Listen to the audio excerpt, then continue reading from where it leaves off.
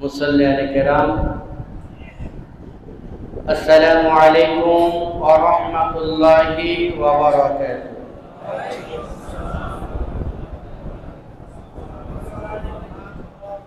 ওয়ালাইকুম আসসালাম ওয়া রাহমাতুল্লাহি ওয়া বারাকাতুহু। আপনারা সকলে কেমন আছেন? আলহামদুলিল্লাহ। আল্লাহ রাব্বুল আলামিনের দরবারে আমরা শুকর আদায় করছি যে আল্লাহ পাক আমাদেরকে সুস্থ অবস্থায় তার ঘরের জন্য কবুল করেছেন।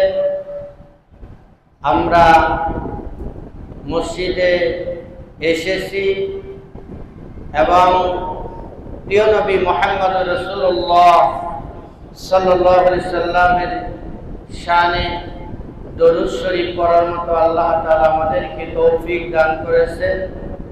মহান রব্বুল আলামিনের দরবারে অন্তরের অন্তঃস্থল থেকে মুহাব্বতের সাথে কণ্ঠকে বাড়িয়ে আমরা শুকর আদায় করছি। সকলে বলি আলহামদুলিল্লাহ। আপনারা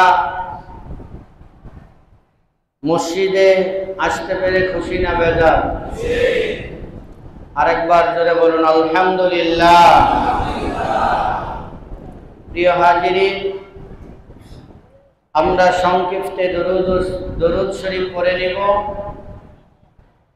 যে নবীকে আল্লাহ তাআলা পয়দা না করলে, সৃষ্টি না করলে, এই পৃথিবীতে আল্লাহ তাআলা পাঠিয়ে না দিলে হয়তোবা আমরা কেহই এই পৃথিবীতে আসতাম না।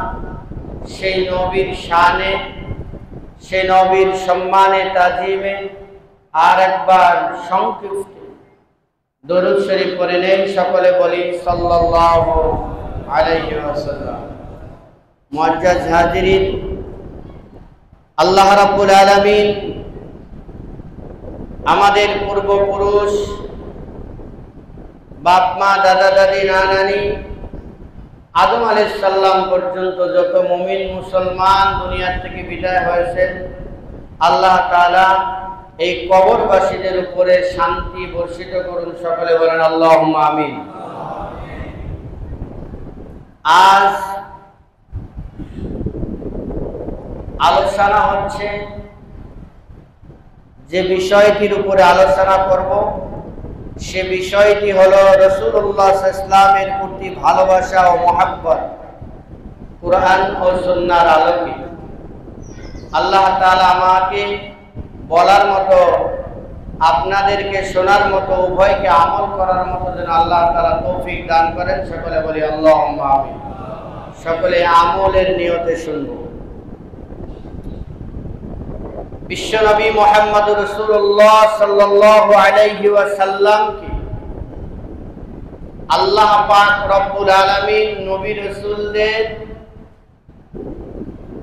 সবার শেষে পাঠিয়েছেন। আপনার আমার নবীকে মুহাম্মদ রাসূলুল্লাহ সাল্লাল্লাহু আলাইহি ওয়াসাল্লাম, তিনি সবার শেষে এসেছেন। আর আল্লাহ পাক রব্বুল আলামিন সবার আগে আমাদের নবী মুহাম্মদ রাসূলুল্লাহ সাল্লাল্লাহু আলাইহি ওয়াসাল্লামকে সৃষ্টি করেছেন। একবার বলা যাবে না সুবহানাল্লাহ? সুবহানাল্লাহ। যার সৃষ্টি সবার আগে, তাকে আল্লাহ তাআলা পাঠালেন সবার পরে। এর উপরে আমাদের ঈমান আছে না নাই? সবাই একটু জোরে বলবেন, এর উপরে ঈমান আছে না নাই? নবীজি মুহাম্মদ রাসূলুল্লাহ সাল্লাল্লাহু আলাইহি সাল্লাম, তিনি আপনার আমার জন্য সব সময় কেঁদেছেন, ঠিক না বেঠিক? তাহলে সেই নবীর উপরে আমাদের ভালোবাসা কতটুকুন হবে? নবীজির উপরে মহব্বত আমাদের কতটুকুন হবে? নবীর ব্যাপারে আমরা কি ধারণা করব? এটা আমাদের জানা দরকার কি দরকার না? সবাই বলেন দরকার কি দরকার না? আল্লাহ তাআলা এর উপরে আমাদেরকে আলোচনা করার তৌফিক দান করুন, সকলে বলে আমিন।